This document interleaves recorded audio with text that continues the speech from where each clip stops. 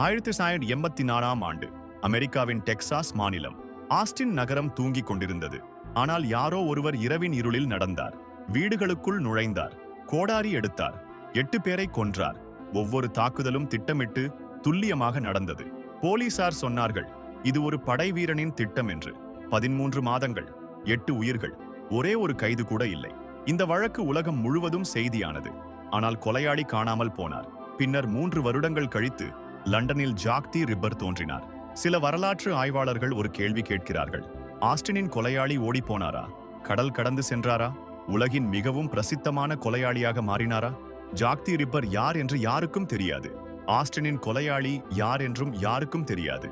ஆனால் இரண்டும் ஒரே நேரத்தில் நின்றன, ஒரே முறையில் கொன்றன, ஒரே மர்மத்தில் மறைந்தன. இது தற்செயலா அல்லது வரலாறு நமக்கு சொல்லாமல் மறைத்த உண்மையா?